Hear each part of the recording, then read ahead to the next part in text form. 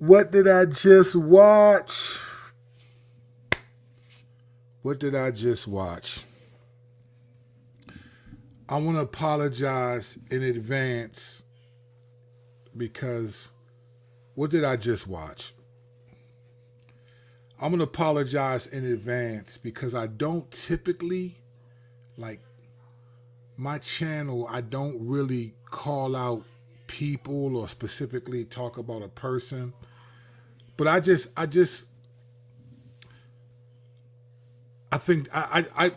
feel like I gotta say something about this.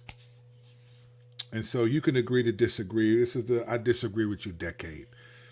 What did I just watch? Well, I watched two things. The first thing I just watched was a crazy game. Indiana Fever versus Las Vegas Aces. Caitlin Clark, 18 points. I think, 10 assists? 8 rebounds? I think that was it. Almost had a double-double. I mean, almost had a triple-double in a nail-biter game. I've never been like... that game was crazy, and it was a good game. And Caitlin Clark didn't even have a good first half. Like, I thought, you know what? Indiana Fever needed a game like that. Let me tell you why. And this is what I think some people who like her... See, you can like a player, and then you got to understand sports, right? To some degree. And I think we get inundated with people who like Caitlin Clark as a player, but understanding sports and what's going on is a little bit different. I'm not saying it arrogant. I'm just being honest because I play sports. You got to understand a little bit. It's a little bit different. They lost the game, so Las Vegas Aces will be the only team that the Indiana Fever didn't beat. Caitlin Clark did not score any points in the first half. She had a terrible game. I think maybe she had 2 maybe in the first half. Terrible game. But she comes up with a monster third quarter, 14 in the third quarter, right? But it wasn't a good game. And I know people are going to start saying negative things about the woman and all this stuff.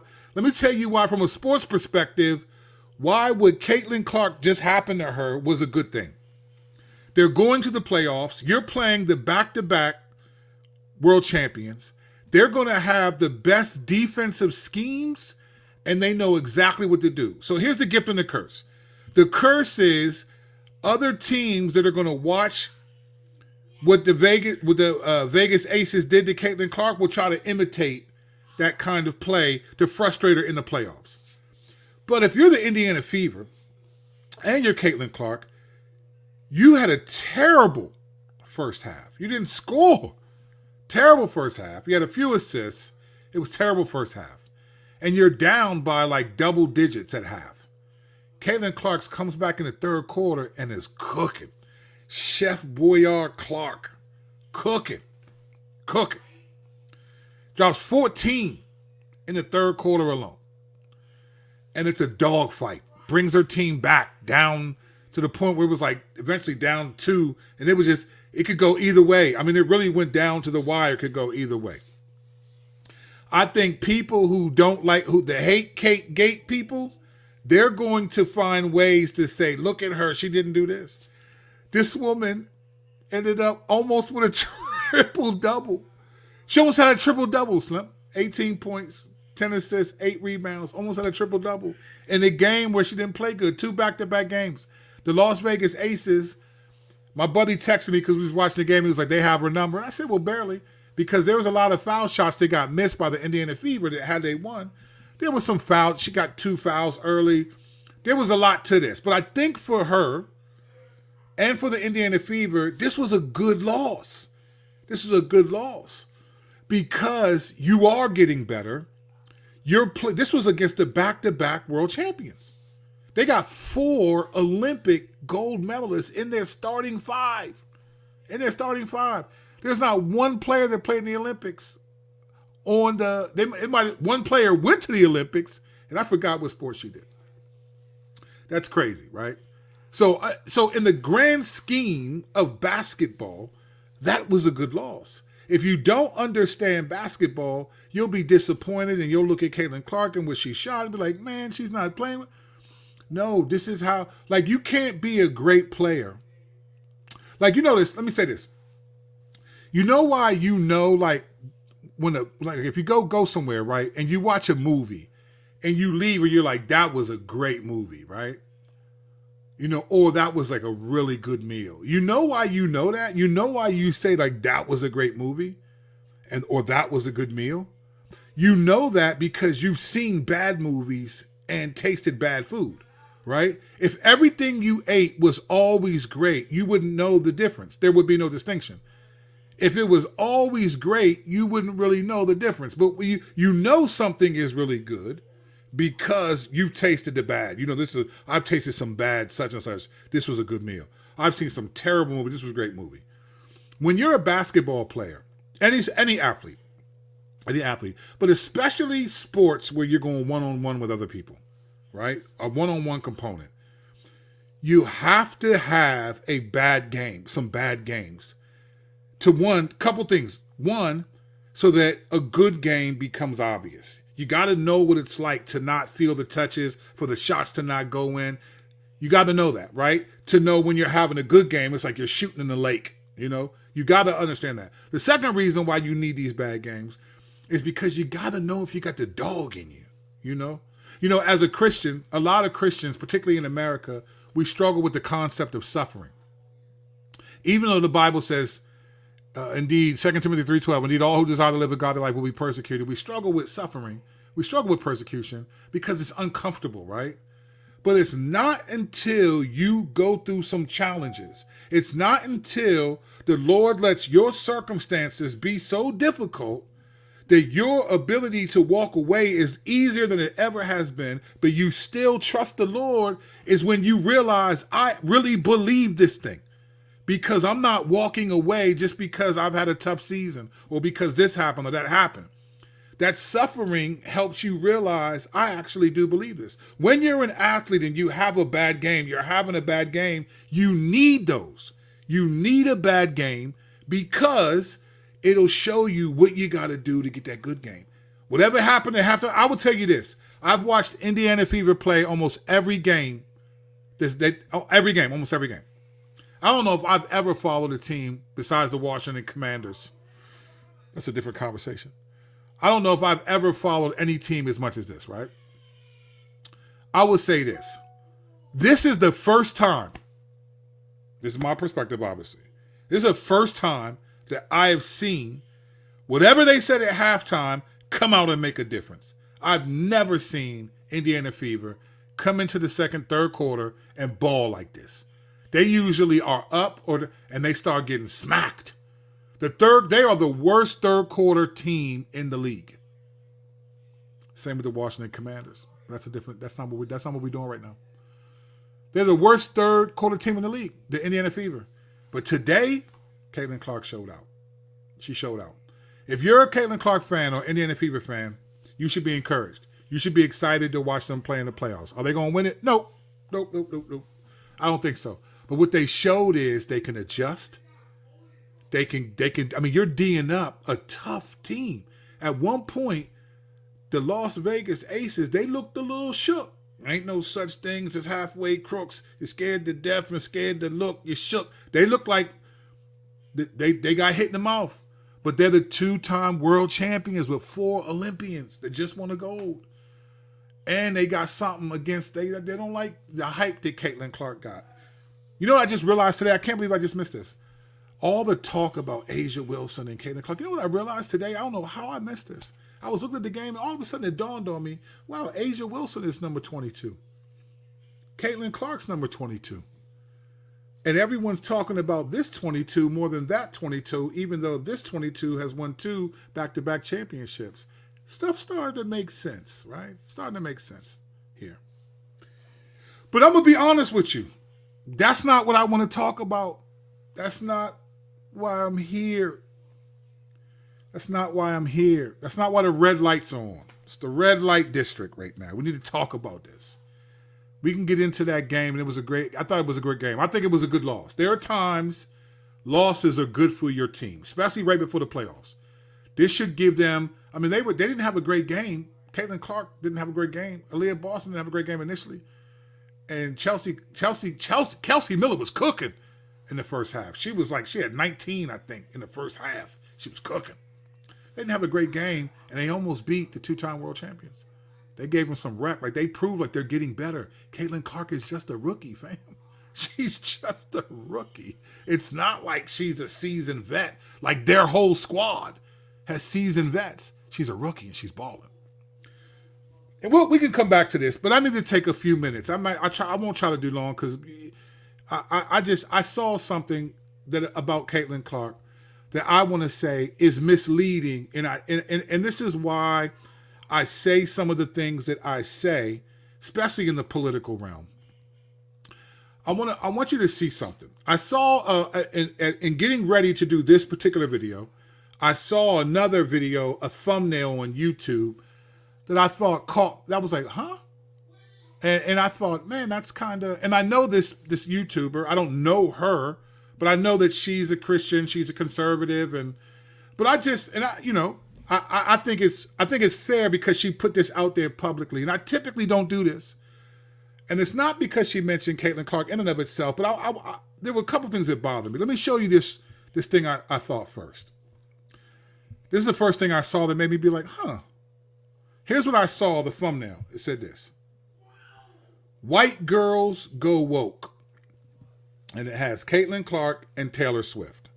And I thought, And then at the bottom it says Taylor Swift, Caitlin Clark. And I think the actual episode is called Why the Normies Go Woke. All right. Now, for the life of me, I do not understand why conservatives are shocked that Taylor Swift endorsed Kamala Harris. I said this in a previous video. They're just afraid that endorsement will lead to but there's something deeper going on. And it's not deep in the sense that I've never said this before. If you watch this channel, you've heard me talk about this. But this time it brought Caitlin Clark in, and I was a little disappointed in this. And this is why, and I'm not making the video because of Caitlin Clark. I'm making the video because this is what I'm talking about the political realm. This is what I'm talking about politics and belief and being a Christian, all of it. This is what I'm talking about. This is the stuff I'm talking about. Now, maybe the left does this too. Sometimes the left is such low-hanging fruit that sometimes it's like, wow, what's the point of even making a video about them sometimes? Because I just think they're just it's just low-hanging fruit. But the believers, the people who are supposed to have the moral high ground, are the conservative, right, the Christians. Those who profess to be that way. So I saw that thumbnail, and first I thought, man, so woke girls go white. So you're saying that woke is a black thing then? Is that what you're saying, Ali? That woke is about being black? Like, to me, that's a racist statement. Like, woke is something that progressive left white people came up with. Black people never thought woke as endorsing all these things. Woke meant, hey, look alive because we're in a country where they come after us. That's what woke always meant to black people. It got co-opted as a name used by progressive left white people who thought they were trying to do black people favors, and then conservatives took it and ran with it, and it became something totally different. But why are you saying woke girls, white girls go woke? The most of the people that are woke are the left, and there's a lot of white people on the left. So I was a little I thought, man, to me, so I don't know this woman. I know she's a believer. I've seen her show. She's grown. I'm sure the Lord is using Ali Beth Stuckey. But I thought this was irresponsible to put that there. But then it got worse to me because you brought in Caitlin Clark, and I think they said something about Caitlin Clark. I'm going to show you this. That I think, I personally, and I might get a copyright strike for this because I'm going to show their footage, but I think they should have publicly apologized for this. I do. And you might disagree with me, because politics is a hot button issue. It's as red as these lights. But they said something about Caitlin Clark that I thought, because I watched the actual press conference and they highlight they show it where Caitlin Clark said what she said. But this is what they said about Caitlin Clark. And this is what I think that they need to issue a public apology. Just because you're a believer, and I'll tell you why when you watch this clip. Watch this, and then you'll see what I mean. And you may disagree, and honestly, I don't care. Make your own YouTube video. This is where I'm at with it, all right? Let's watch this. Okay, so Caitlin Clark also gave a neutral response. You all know Caitlin Clark. She has been in the center of a lot of controversy. It's really weird. She's in the WNBA, but she was a controversial figure. It really was like this odd, like racial battle that was going on for no fault of hers. She's just a really good player. And people said, oh, people are only paying attention to her because she's white. And she's seems to be like the victim of some bullying on the court. 100%. Everything that she's saying right now, I would agree with. And I've said this on many Caitlin Clark videos. But this is where it's like, come on, fam. What are we doing right now? Because of the media attention that has been paid to her. But of course, it's not because she's white. It's because she's a great basketball player. And she also, I would say, is like conservative coded. Like some of the things that she said, there was a sweet video of her interacting with a fan, and she was talking about it like a baby inside the womb. And of course, she referred to it as a baby and how much she loves baby. So she does just seem like a sweet person. And she was asked about her endorsement or who she would endorse in the presidential race. And here's what she says, SOP 3. I think for myself is, I have this amazing platform, so I think the biggest thing would be just to encourage people to register to vote. I think for myself, it's the second time I can vote in an election. At age 22, I could vote when I was 18, so I think do that. That's the biggest thing I can do with the platform that I have, and that's the same thing Taylor did. And I think continue to educate yourself with the candidates that we have, the policies that they're supporting. I think that's the biggest thing you can do, and that's what I would recommend to every single person that has that opportunity in our country. Now, before we say anything else, I watched Caitlin Clark say that, I don't know what you thought about her answer, right? But what I got from her answer was not what they got from her answer. And I want you to watch this. Now, Caitlin Clark liked Taylor Swift's post. And it's not like I am the biggest Caitlin Clark stan just because I don't really follow basketball, but Brie, like, this is actually really disappointing to me. This is really disappointing because to me, this means that she is voting for Kamala Harris. Like, you wouldn't like a post like that if you weren't. Yeah, yes, I agree. I think if she were like a Trump supporter, she would never like that post. So probably she is voting for Kamala, yeah. But I do know a lot of people, even personally, who will like anything that calls people just to like register to vote for anyone, which I think is silly personally. But that could be the case. But yeah, I'm pretty sure she's voting blue. All right. I don't know how you're processing that, but so the girl with the glasses said, there are people who like posts or just like anything to tell people to vote. And then she said, but I'm pretty sure she's voting blue. And Allie Beth Stuckey said she's voting blue. You wouldn't like a post like that. I don't know Caitlin Clark. I don't know these two women either. But I know that at least Allie Beth Stuckey, the blonde, she professes to be a believer. And a lot of her perspective comes from being a Christian and having this perspective. And I respect that. I agree with a lot of what she says in many ways. But when I watched this, I thought, you guys owe Caitlin Clark an apology. You owe her an apology because you did the one thing that Jesus said don't do in Matthew 7. Right? There was a judgment here, and I think this was a sinful judgment against Caitlin Clark. Now, here's the reality. I don't know what Caitlin Clark said. I saw what she said. I don't know what she's thinking, how she feels, right? Taylor Swift, she might like Taylor Swift's music.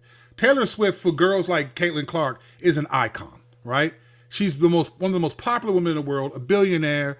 People just like her. They like her music. She's probably sung tons of her songs. She may have liked the post because just Taylor Swift just did it, right? Taylor Swift did this. But when she was asked the question, she intentionally was vague. She was vague.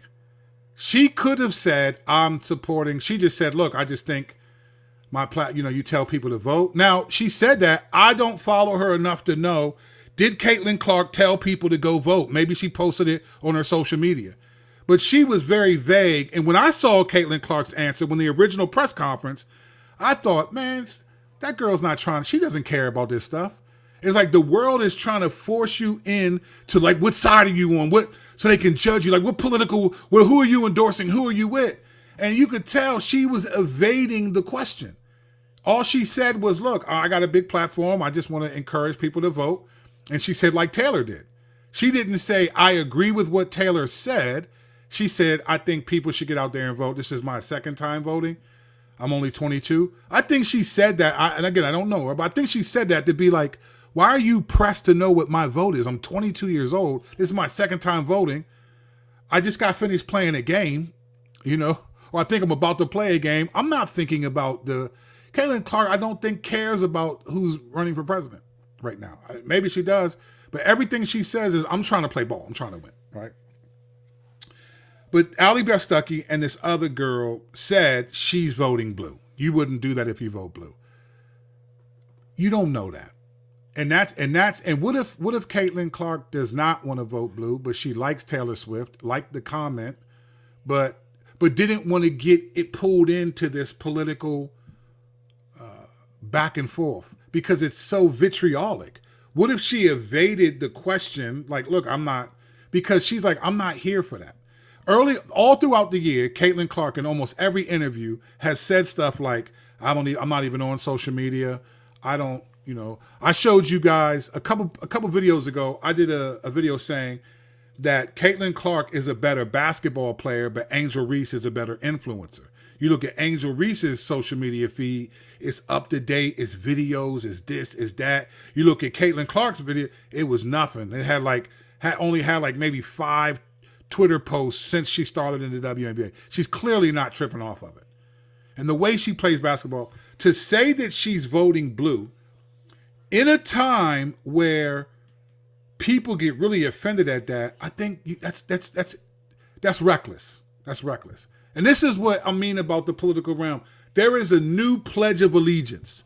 When I was a kid, we used to have to say every day the Pledge of Allegiance. I pledge allegiance to the flag, which as a believer is idolatry anyway, right? But I got it. I was a kid. United States of America, to the republic for which it stands, one nation, under God, indivisible. Now you can't say that. So it's like indivisible with liberty and justice for all, right? Cool. That was a Pledge of Allegiance. The new Pledge of Allegiance is at any moment, you better explain who you stand for and what you believe in politically. For her to say, as a Christian YouTuber with a big audience, that she's voting blue because she liked Taylor Swift's post and didn't get into it. Yeah, you said she's a sweet girl and all of that. Come on, Slim. This is what I mean. This is what I'm talking about constitutional morality versus Christological morality. This is what theological is, not theological. That's not loving your neighbor as yourself. You're judging her because she didn't take a hard position. And she said, Taylor Swift, I like Taylor Swift. She liked the comment. Probably because she loves Taylor Swift and has been affected by her songs like a lot of girls have. Let's just be clear. I don't listen to the only song I've ever liked that Taylor Swift did, I think, was Shake It Off. Now the haters gonna hey, hey, hey, hey, hey, and the players gonna play, play, play, play, play, shake it off. See, that's street language. That's Jay-Z. Get that dirt off your shoulder, you gotta, and hating. That's Biggie. Play a hater. That's our language that crossed over into the white world, right? So I like that song. I thought I had a little bop. I don't listen to Taylor Swift. I could care. But I guarantee you that girls all over the political spectrum like Taylor Swift.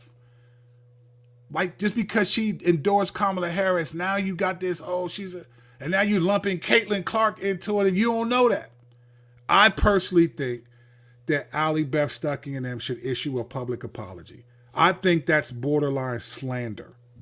I think it is. And I don't like to do that. I don't like to call out people. I don't do that. Other channels build their channels doing that. I don't do that. But I'm disappointed. As a believer, I don't know this woman. As a pastor, I'm like, come on, Slim. Like, we already got enough issues. Look, God is sovereign. I'm sorry. Whoever gets into the White House, nothing's going to happen to America that God doesn't decree. If you're not a believer, I understand. If you want to unfollow me, do what you got to do. If you want, I get it. But I'm a believer, and I'm not going to pretend like I'm not. I don't care who I'm talking about. We got, at some point, when does trusting the Lord come through? When does that say, you know what? This, whatever happens. When does Matthew 6 come into play? Right? When does Matthew 6 come into play?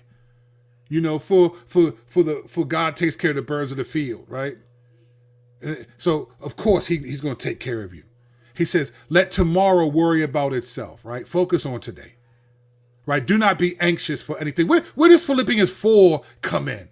Do not be anxious, but with prayer and thanksgiving, make your request known to God. Where does that come in to the political side of things for believers? Why is there always this fear about who's going to vote, who endorsed who and who it is? Man, I don't care who runs the country because I know who runs the galaxy. There's nothing that's going to happen to us that God doesn't allow. And I'm going to ride with him. I'm not with Trump. I'm not with him or her. And it's sad. It's sad. Don't pull this girl who's just trying to play basketball in and get your voters. Because here's the reality. There's such a fear and an idolatry in the political realm that if you say, it's almost like this. I don't know if you've ever heard of McCarthyism, right? McCarthy was a senator back in like the 20th century, during like the in the 50s and 60s and 70s, where there was like a big deal. Communism was a big deal, right? America was afraid of communism, and it was this, and that's why it was always us versus Russia, and the Cuban Missile Crisis, and trying to get to the moon first. And some people think America lied because they didn't want Russia to get to the moon. There was this big deal. Like, most of us don't live in that world, but some of us can know from history, and some of you watching may remember that being a communist was a big deal. It was like the worst thing you could be. It was the equivalent of being called woke in the conservative circles now today, or a supporter of white supremacy if you're on the left and you're talking to someone who's voting right wing, voting conservative. It was terrible, and this senator would ruin people's lives by saying that they're communists. Because once you were considered a communist, right? You weren't a capitalist, you were a communist. If you, whatever job you had, you were like shamed, you were fired. All the crazy stuff used to happen. It's like the Salem witch trials, but in a socioeconomic perspective. It's like, oh, she's left-handed, she's a witch, burn her. It's like, oh, he's a communist because he didn't fully say this. And McCarthy was famous for doing this and having no evidence. So they call it McCarthyism, which essentially is a false accusation against someone with no evidence. That was McCarthyism, ladies and gentlemen, because they have no evidence that Caitlin Clark is going to vote blue. You have no evidence. You don't know what she knows. You don't know what she thinks. And that's the kind of stuff that it's this new Pledge of Allegiance. And I will stand here and I will beat, this horse is dead, but I will reanimate it and then kill it again over and over. This new Pledge of Allegiance, I'm not pledging allegiance to no flag. I'm not pledging allegiance to no political party, none of it. I'm not afraid of whoever the president is because I got a relationship with the president of the galaxy. And he said, don't worry about tomorrow. Don't be anxious. They said that in the Bible, the phrase, do not fear or do not fret or something is said 365 times. That's what they say. So God is telling you each day, do not be afraid. The political spectrum is based on fear, and then it turns into something different. And people get offended because you don't be mad at me or other people because we really trust the Lord enough to be like, all right, I don't really like either of these presidential candidates. I think we're doomed either way, but I'm going to trust you, Lord, because I got to honor the Lord whatever we live in. They owe Caitlin Clark, I think, an apology. I think they do. And because she didn't confirm that. That's their judgment against her. And the girl tried to glove say, well, some people just like stuff to like it, and that could be it. But yeah, she's probably voting blue. Why is she voting blue? Only because she liked Taylor Swift's post. Come on, fam. What if somebody said, Allie Beth Stuckey, you're a racist. You're clearly a racist because you said white girls go woke as your thumbnail for your video. So that means you think being woke is strictly a black thing. What about all the black people who were conservatives that say, I don't agree with the narrative? What about Candace Owens and Larry Elder and Carol Swain and Vodi Bakum and all these people? So if white girls go woke, that can only mean that you think that only black people should be woke. And what if we went on a campaign and did that? Would that be fair to her? I don't think she's racist, but that's the kind of brothers and sisters. For those of you that are believers, you don't got to follow me. You don't got to agree with me. That's fine. I will say this. What does the word say? You don't got to agree with me. I could be totally wrong. You don't have to agree with me. I don't need you to. You're not. Most of you are not members of my church anyway. I'm not offended if you don't agree with me. If you don't like what I'm saying, if you unfollow me, I'm good. But I'm asking you, if you're a believer, what does the word say? Not what does the word actually say? Not how you're going to apply it in the culture, but what does it actually say? That's what you got to ask yourself.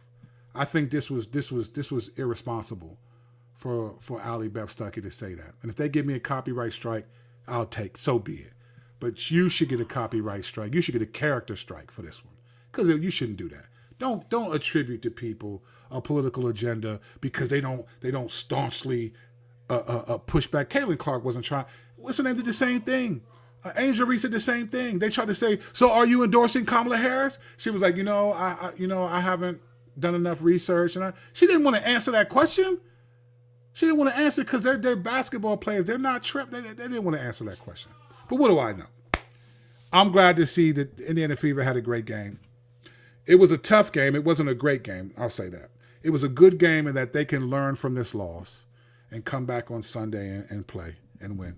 I'm looking forward to the playoffs. It'll be fun because they're a team that's beatable for sure, but it's going to be fun to watch them. But let's go to the tape. Let's see what we're talking about over here. Let's see what we're talking about. Rick, what's up, Kurt? What's good, Rick? Rick, you look over there looking like Rick Rubin's brother, my brother. See that. It was a good loss, all things considered. Well said. Well said. New dude. Yeah, I got my hair done today. Yep. Got to twist it up. 9 free throws. Can you imagine if they would have made just 5 free throws, Gary? Just 5. They would have won the game. That was unusual for them to miss free throws. I think Caitlin missed a couple herself. She's a 90% free throw shooter. It was a psychological thing. The aces, you really, when you play sports, you really want to win and all that stuff. It was psychological, She missed they make 5 free throws, 100%. They would have won. I agree, Brother Kurt. Cece was cooked, man. She was cooking, Zach. I don't understand what happened to Mitchell after the first half. You know what happened to her? You know what happened? I think she was just tired, brother. In all honesty. Kelsey Mitchell carried them the first half. I think she was just tired, bro. And and I know you're not saying this, but that's a different thing. Sometimes we'll look at like a Caitlin Clark and think like, man, what's wrong with her? Like we expect, like we treat people like they're MCU heroes, man. These people are human beings. They're tired. They got headaches. They're hungry. They get cramps. I bet you Kelsey Mitchell was just tired because she was cooked. She had 19 in the first half. She was cooking. And it wasn't even like she was like it was a typical game. She was cooking, but there was some moves that were like, I wish that wasn't a good move. So they just get tired, man. They just get tired. Bjorn Borg said that he learned how to beat Jimmy Connors by 100%. Well said. This is the part. See, Gary, I appreciate that. Let me tell you what. This is why I like this comment from Gary. Because when you understand sports, you get this. That right there. Jimmy Connors, he learned how to beat him by losing to him 5 times. Because what happens? You study, you learn, you figure out, why did I lose? What am I doing? And you get better. That's what they did today. They played way better. Even though Caitlin had terrible they played way better this game than they did 2 nights ago. Way better. Way better. And Caitlin had 16 in that game, but it was a different kind of 16. She was on a rampage in the third quarter, and I appreciated that. Caitlin Clark might take over the league next year for real, for real. Honestly, brother Caleb, I'm going to be honest, bro. I mean, I think she is. I just, unless, God forbid, because I wouldn't want anybody to get hurt. As a person who plays sports, I hate seeing people get hurt. Because it's just like, especially when you're an athlete and that's what you live for, like you've worked really hard to get there, and then it's tough. Like Tua, Miami's quarterback, man, he got another concussion. They're basically saying, man, that's his 3rd concussion. His livelihood, they're saying he should quit. It should be over. You got players saying, look, man, don't ruin your life for this game. You get another concussion. It could be the CTE stuff. I mean, because they had such a great season last year, what a wild turn of events if he's done playing football. Like, that's sad to see because you know how hard they work. So I think if something doesn't happen to Caitlin Clark, I think she's going to run the league next year. She won't be the only one. They're going to be ballers. But because you know what happens? one thing that people may have said this, but when say you're jealous of a player, right? And your player is really good and they're getting all the accolades, you're going to raise your game up. Everyone who plays against Caitlin, I'm telling you, they play better than they play against other teams. Because one, you know that the most people are watching, and when you play them, her and their team. Two, you don't want to be outdone by her. So everything that you do, if you steal the ball from her, you block her shot, it's like, ah! Because you know that she's the dog. I think she's going to cook next year. Cook. Very disappointing game. Yeah, disappointing because you wanted them to win. Sure, I agree with that. But not disappointing in the sports sense. They got to lose. Listen, let's be honest here. They've won more games this year than the last 2 years combined. And if they win the next 2 games, let's say they finish and they go 21-19. Let's say that's how they finish. That will be almost as many wins, just under, as they've had in the previous 3 seasons. I think sometimes we lack the patience for athletes to develop. So yeah, it was a disappointing game because you wanted them to win, but it's not disappointing in the grand scheme of their season and who they've become from when they were 1-8 and who they were the previous years before. In that sense, and seeing Caitlin learn the game and get better, attacking the basket. Earlier in the season, she did not attack the basket like that. But attacking the basket, I think it was a good 100%. Cheryl Swoop wore 22 as well. So the haters gonna hate, and the players gonna play. I'm telling you, she wore 22.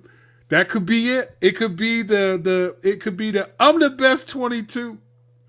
Ain't nobody better than me. I'm the best 22. I think if I'm not mistaken, I think Cheryl Swoops wanted to wear 23, but she had a respect for Jordan, so she didn't do it. So what she did was when she had her son, when she was married to a man, she had a son, she asked Jordan, could she name him? So her son's name is Jordan.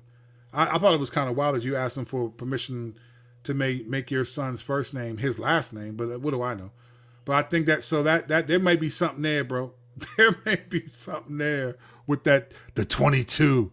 Who's the best 22? Caleb, bro, you really are one of the few brothers with content that exposes both sides of darkness. I saw with one well-known church advertise exposing the evil with the Democrats. And it's like, but what about? Yeah, I appreciate that, Caleb, man. I really try to, bro. And I don't do it because I have an axe to grind. I'm not a fan. You know, I'm a conservative. I've never voted Democrat in my life. I would never vote Democrat, ever. I'm sorry if you do. I just would never, ever, getting back together. That's another song by Taylor Swift. I thought that song was funny, actually. I would never vote Democrat. Never. But now I can't vote Republican either because I can't participate because I see darkness on both sides. And I see it having an impact on the church in ways that I think God is not pleased. And I think what's happening is a new faith is being sort of a syncretism of constitutional and Christological morality. And those things they are mutually exclusive. They do not go together. So the darkness in both to the glory of God in Christ. Yeah, believers trying to prevent persecution and God using suffering to conform. Yeah, you're just going to listen, bro. American Christians, honestly, we approach our faith from the Constitution. First Amendment rights. We have freedom of speech and we have a right to practice our religion. The Bible says, tame your tongue, no coarse joking, you do not have freedom of speech. We have freedom to practice our religion. The Constitution says, how dare you infringe on my First Amendment rights? The Bible says you will experience persecution. He said, nations will rise against you and you will be hated for my name's sake. But he who holds firm to the end will be saved. We do not have a right, according to the Bible, and the freedom to practice our religion. We have a responsibility, meaning we're got to be faithful to the end no matter what. That all of this is always he who perseveres to the end will be saved. But you got Christians acting like they're offended. Like, listen, man, I'm expecting that opposition. I'm expecting the opposition. The Bible says, 2 Corinthians 4, Satan's God of this world. Why in the world does he want me to have freedom of speech? Now, I appreciate it. Don't get me wrong. But I expected them to go after it. Of course it makes sense. Of course it makes sense. Why do you think that the language is being changed? Why do you think pronouns are being attacked? Why do you think misgendering someone is a big deal? Why? Because it's communication. It's words, right? Who is Jesus? The Word. So of course Satan wants to attack and infiltrate words, because words are how we communicate about the Word. So if you can change words and make people afraid to use words because they don't want to offend anyone, then the gospel won't be proclaimed. And because you got to, I mean, what are we doing here? This is all tactical. Satan is sharp. I give him his credit. He's employee of the month. That dude is on his job. I just ain't applying. And I just think a lot of believers are filling out applications and just falling right. And it's just sad. And I'm not saying that arrogantly or self-righteously. I grieve over this. I pray for our nation and pray for the church. And I try to prevent my church from being the same. No way. One's complexion has nothing to do with character, common sense, but 100% believe in hope. 100%. That's why they understand white girls go woke. What are you trying to say, Allie Beth Stuckey? What are you trying to say? So I just think, man, whatever. Gary, boom, wop, wop, wop, wop, wop, wop, wop. Thank you, Gary. I appreciate you, famo. Thank you, man. Thank you. I take all that seriously, man. In the economy we live in, I think any people giving you money is not a game. It's not a game. And I'm humbled by that. Thank you, brother. I don't care if a person is voting for Harris or Trump. It does not pay any of my utility bills or lessen my sinus pain. Believe in hope. I hear that. I hear that. You know, I think this is the thing. I think the people who really care about who you vote for are the people who I think who are afraid of losing a way of life. Let's just be clear.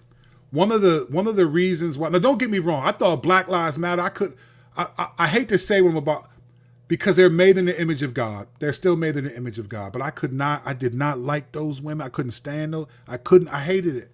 I hated that whole, the only thing I agreed with Black Lives Matter was the phrase, because I knew what they meant. We have a history of that. You go, what about abortion? Man, that's a choice. We're not talking about people making an individual choice. That's not what we're talking about. We're talking about Black lives don't matter to you folks. And we ain't talking about do they matter to us. I understood what they were saying with the hashtag, with the phrase. But man, they took over, they just selfishly, and I'm glad they got exposed. I was glad they got exposed because I knew they were faking from the get-go. It was a hustle.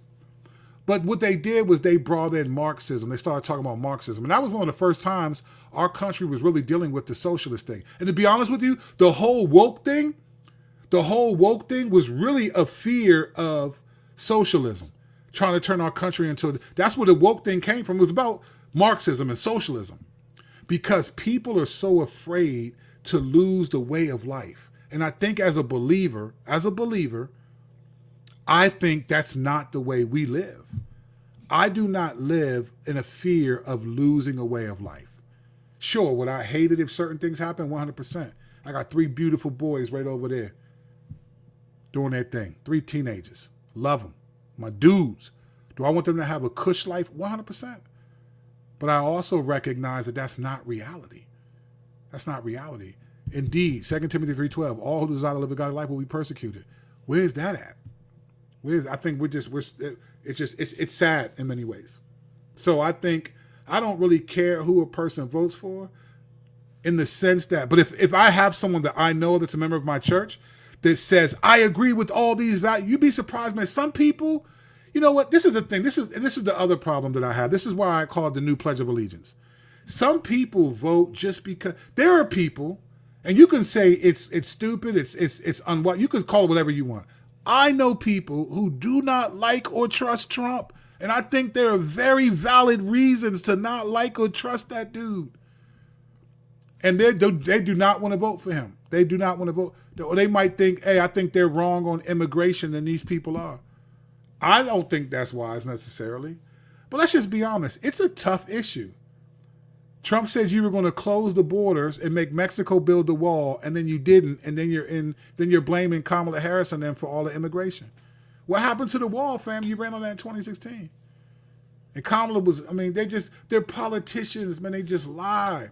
Jay-Z said, I can lie like 2 trains that are on the same track. That's what we watch every debate. I don't get offended, though. I just try to tell it like I see it. I don't get offended because my ultimate hope isn't in the stability of the nation.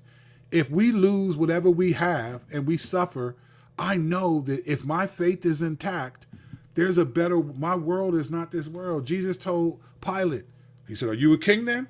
Jesus said, my kingdom is not of this world. If it were, my servants would fight and prevent me from being taken. But today you see nothing but servants fighting, but not because of Jesus, but because they don't want to lose a socioeconomic way of life. That's not the faith. And that's not even wisdom. But if you don't have hope, I get it.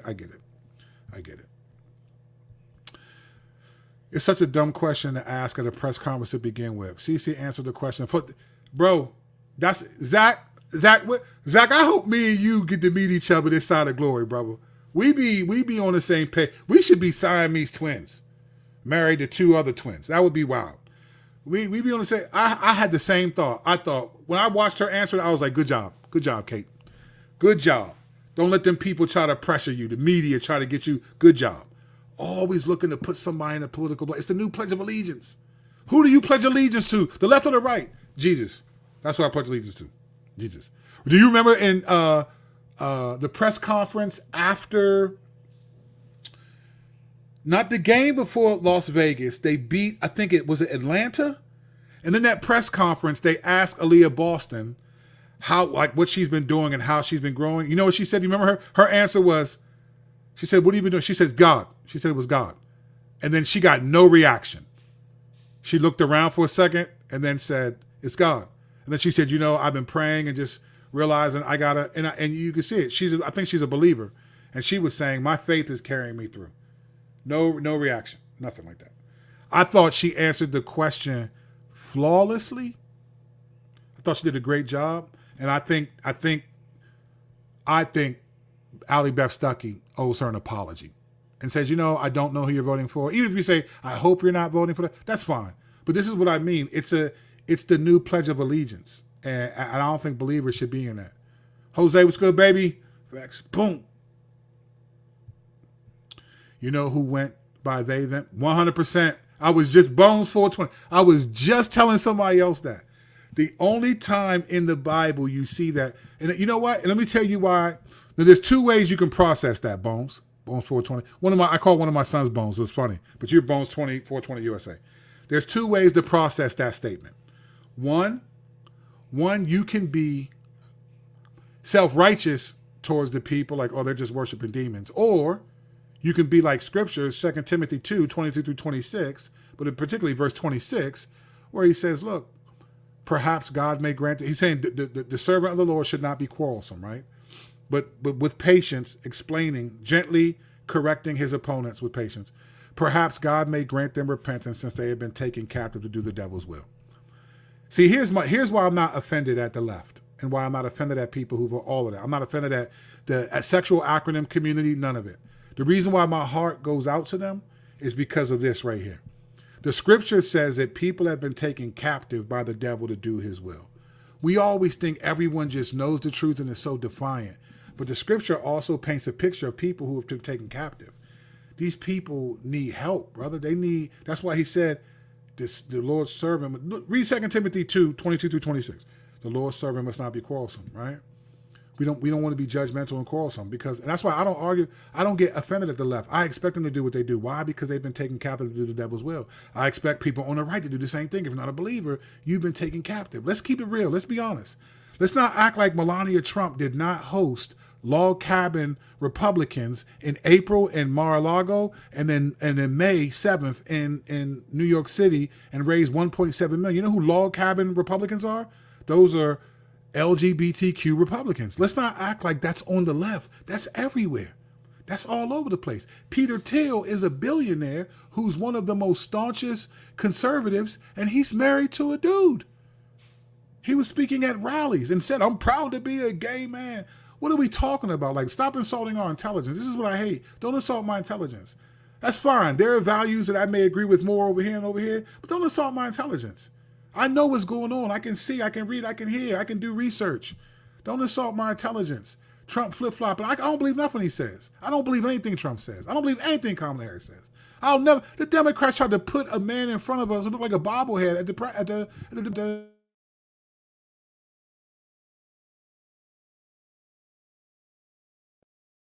be kidding me. What are we doing right now? So I just don't trust any of them. And then people get offended at you because you don't trust the people that they do. It's like, I'll be offended at me then, man. A lot of people don't desire to live godly. So I would agree with you. I would adjust one word in that. I think a lot of Christians, not people, because not all people desire to live godly. That's true. A lot of Christians don't desire to live godly. And I think I've taught this at my church, this thing called grace mayonnaise. I think there's a view of grace that we think that says, hey, like, that says God knows my heart. You know what we're really saying? God knows my heart. So me sinning in this way, like God understands. Like there's a view of grace. And I think, yeah, your grace is amazing. But grace is not that amazing that you can profess to believe, do whatever you want, not have the character of grace. I'm not talking about, see, like this is why I struggle with civic engagement, the idea of civic engagement. Because I think I understand what Christians trying to apply them a lot, but a lot of what civic engagement has become is about trying to establish morality in places where there isn't some, right? It's about that. But God isn't, it's about trying to establish these works. Let's stop this and do this. But God told people in Matthew 7, who 21 through 24, the people who said, didn't we do mighty works in your name? He said, I don't know you. Why didn't he know? Because you workers of iniquity, lawlessness. You didn't have the character. And this is what I feel like the American church doesn't get. If you think God cares more about your position and your policies, he does not. People that go to heaven are going because they believe in Jesus and they tried to imitate his character on earth. God does not care about your works more than he does the heart that you gave behind those works. And this is what I just feel like is a lost art. And when you bring this up, people call you woke. I remember challenging dudes for being unloving and they called me woke. I said, well, what does that make you? Sleep? Like, I just think it's just crazy, bro. It's just crazy. She never falls for the baiting. 100%. 100%. Never does. This was the Aces Super Bowl. They will not repeat. Terry, I agree with that. I don't think they got it in them. Let me tell you what I think. I think this might be Minnesota's year. I can see Minnesota or Connecticut doing it. But Connecticut is a little volatile. Dejanay Carrington, she's a little bit volatile. She's a good player, but she's a little volatile. I think Mercury Lynx, Nafisa Collier, she's tough. I think it's their year. New York Liberty, possibly. They're balling too, but I don't think Aces are repeat. I don't think so. I don't think they're repeating.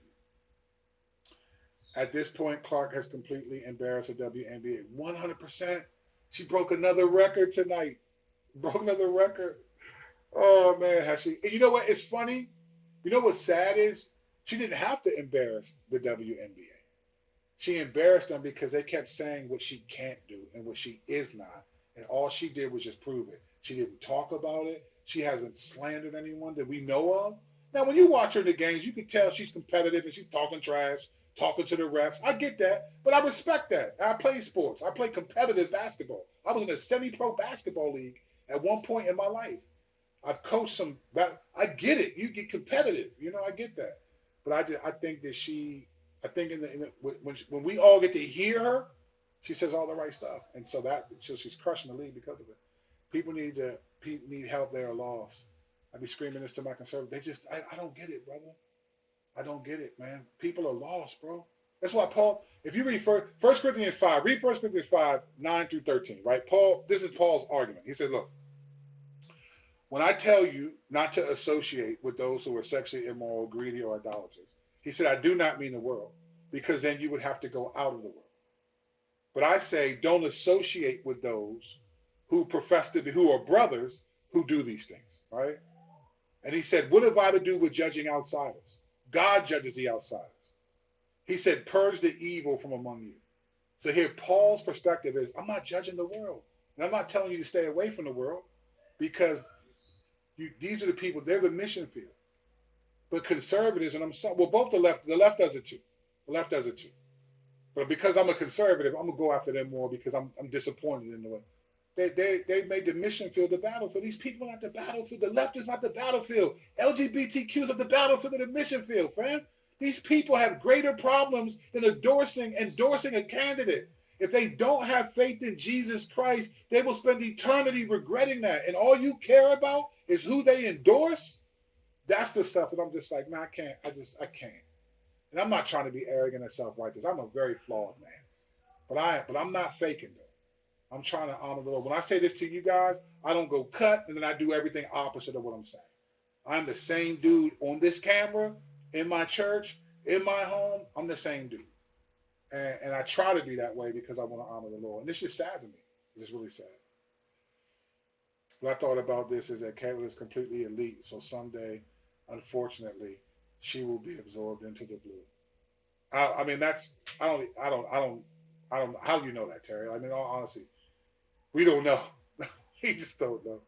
Absorb, maybe, but we don't. What if she gets saved? Like, where's that at? You know what I'm saying? It's almost like, and I'm not saying this. Maybe you don't feel this way, Terry, but I feel like when I hear people talk, especially conservatives, well, the left too. I hear Christians who think that, man, where's the hope of salvation? You know the deeper problem. This is a separate video. The deeper problem is the American church no longer cares if people spend eternity without God. They care about will people support their causes for a better life. But the Bible says you want people to have eternal life. And that's what it is. So they just don't care. They just don't really care. You just care about who they endorsing, who they voting for. They're going to affect my way of life. And it's like, and God's like, I want you to focus on eternal life. Like, these people need eternal life. It's just fascinating to me. It's all over the place. Doesn't change the fact that Jesus is the way, truth, and life. 100%. Jasmine. You don't even know Jasmine is watching. She'll just pop out and show you. Boom. Every time, Jasmine, thank you. You, Jose, and a few others, man, Richard, a few others, man, y'all blow me away with just your generosity is incredible. I can't believe it. But amen, our political system is full of deceivers. People continue to fight over red versus blue, but at the end of the day, it doesn't matter. What does matter is if we are truly believers. 100%. 100%. Listen, God will judge the hearts of people. He will judge. He will judge. I don't know what Clark's political views are, but it wouldn't surprise me if she votes for Harris. Her boyfriend has been caught in 4K liking pro-Harris posts. Yeah, I mean, I don't know who she's going to vote for. But that doesn't mean anything. Like, listen, listen, man. We disagree with our spouses, with our children, with our parents. That doesn't mean anything. I mean, Caitlin Clark, I don't know the relationship between her and her boyfriend. I don't know it. But if anything, he needs Caitlin Clark. She doesn't need him. She could break up with that dude and have 10 million dudes wanting to be with her. More because she's famous, not even because she's like amazingly beautiful. It's just like, so that doesn't mean anything to me. That's just her boyfriend. What does that mean? I know husbands and wives that I do marriage counseling, and husbands and wives be having real serious disagreement. So that doesn't mean anything to me personally. But facts. Jose, my dude. Boom. All day, Jose, faithful dude. Appreciate that, brother. Early student, behold, I will make a synagogue of Satan, which say they are Jews and are not, but do lie. That is why I don't trust Trump. He converted to Judaism.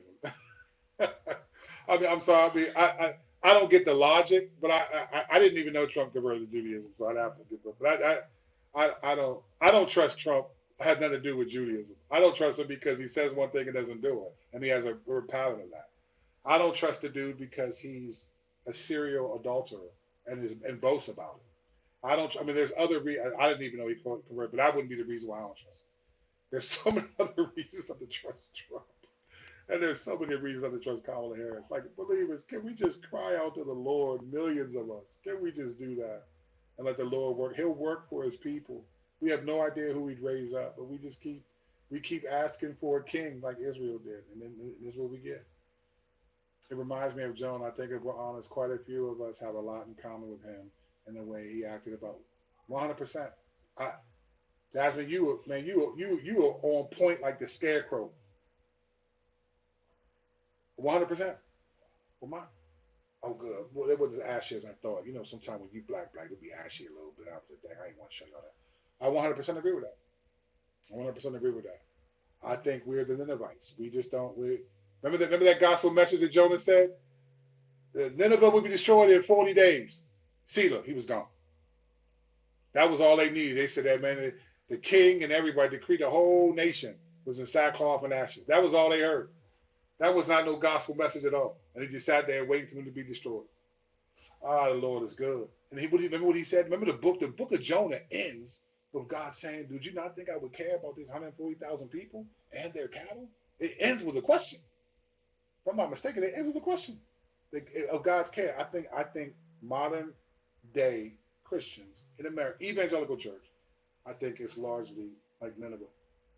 They don't mind. Or if we want to go New Testament with it, I think they're largely we're largely because I'm not exempt.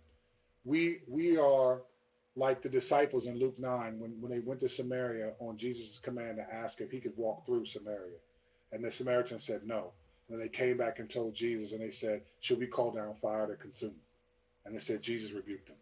That's what that's what it is. We just think like, oh man, you disobeyed God, call down fire. It's like, man, do you realize that you are a recipient of the patience, grace, and mercy of God? Why in the world should he not give them that because they disagree with your political agenda? It's the new Pledge of Allegiance, folks. I can't stand it. And don't you be taking no Caitlin Clark and putting her in that. I don't know if we'll ever know who she voted for. And if she votes for her, so what? At the end of the day, like, what is the real... listen. I ain't even going to say that. Regardless, it shouldn't really matter who someone's voting for them today. I agree. I think as a believer, it shouldn't matter. If you're not, though, it makes total sense to me why you freak out.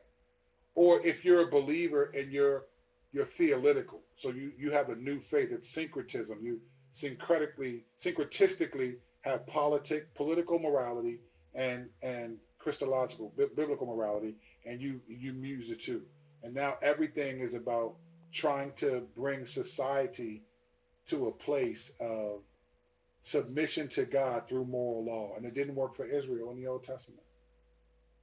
No, Jesus said, go and baptize them. Listen, this is how we change. You want to change politics? This is what you do. Start witnessing to politicians, right? Start witnessing to politicians, to Congress and the Senate. If you really want to change the political landscape for Christ, and you really want to do it, don't vote for. It's not about non-Christian politicians who will pass policies that you're comfortable with. If we really want to change the country, right? This is what you do. Let's just organize multiple churches, let's organize campaigns to go down there, have people move down near I can show you where to go. Move near the Capitol and go, like they go to Union Station for lunch every day. You can tell who they are. They got shirts and ties on. They go there all the time in Union Station and a couple other places around the hill. Go down there and start preaching the gospel, convert those people, disciple them, and they're in positions of authority to make rules and stuff, and they may pass some laws and change. That's how you do it. You don't try to get non-Christians to try to pass laws that are as close to Christian as possible and not care about those people. Many conservatives do not care that these politicians are unregenerate, they're unbelievers. All they care about is what laws will you pass? What laws will you pass that benefit, do what I think is comfortable and what I think is best for the country? That's all it is. You really want to change the world, and then do it the way Jesus said. Make disciples of all people, baptizing them in the name of the Father, Son, and Holy Spirit, teaching them to observe. I'm not putting my trust in an unregenerate politician who's going to tell me whatever I want to hear because he wants me to vote for him. But all I can do is I can go down there and I can preach and have people, hopefully let the Lord save people, and then because they're in positions of influence, they may begin to pass laws and come up with different laws that may be what we're looking for, but it's based on a conviction to honor the Lord, not a conviction to stay in power. There's a totally different thing, and that's what I feel like is going on. That's what I feel like. But what do I know, man? I'm just trying to figure life out as well, man. I'm trying to honor the Lord. I fail at it miserably, but sometimes I do a decent job, and I'm grateful to the Lord for that. All right, I'm out of here. Appreciate y'all. Thank you so much. Like and subscribe to the channel. Let's keep it going. Let's keep the party going. But if you don't, I get it. And I appreciate the time you were here. Kevin Clark, nice job. I'm sure I'll have another video with a little bit more perspective on that. But I saw that and I was like, man, Allie Beth Stuckey, white girls go woke. As if white people invented the woke that we talking about today. It ain't black people ain't woke. It's white people that are woke. And yeah, anyway. Let me get out of here, man. Let me get out of here. Appreciate y'all. Grace and peace. Love you guys, and I will see you tomorrow with a different video. Peace.